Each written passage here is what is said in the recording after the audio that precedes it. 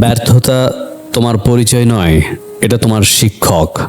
মনে আছে প্রথমবার সাইকেল চালাতে গিয়ে পড়ে গিয়েছিলে কয়বার?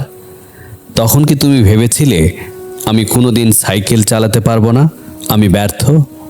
না, তুমি উঠে পড়েছিলে, হাঁটু ছিলে, তবুও আবার চেষ্টা করেছিলে, কারণ তখন তুমি ব্যর্থতাকে ভয় পেতে না। তাহলে বড় হতে হতে কি হলো?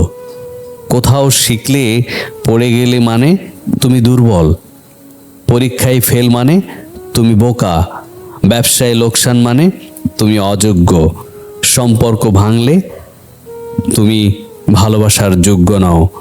এই মিথ্যাগুলো তোমার ভেতরে এত গভীরে ঢুকে গেছে যে এখন ব্যর্থতার ভয়ে তুমি চেষ্টা করো না।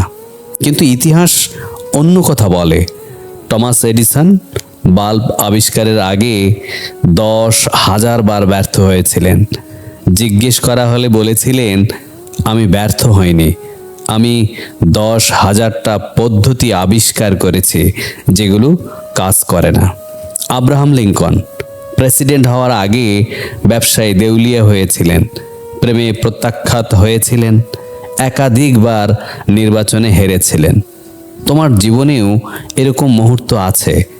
যে চাকরিটা পাওনি হয়তো তোমাকে আরো ভালো কিছুর জন্য তৈরি করেছিল। যে মানুষটা চলে গেছে হয়তো তুমি ভুল জায়গায় সঠিক ভালোবাসা দিচ্ছিলে। যে স্বপ্নটা এখনো পূরণ হয়নি হয়তো সময়টা এখনো আসেনি। ব্যর্থতা তোমাকে থামাতে আসেনি, সে এসেছে তোমাকে পথ দেখাতে, তোমার দুর্বলতাগুলো চিনিয়ে দিতে, তোমাকে আরো শক্তভাবে গড়ে তুলতে। পড়ে যাওয়াটা লজ্জার নয়, লজ্জার হলো পড়ে গিয়ে আর না ওঠা।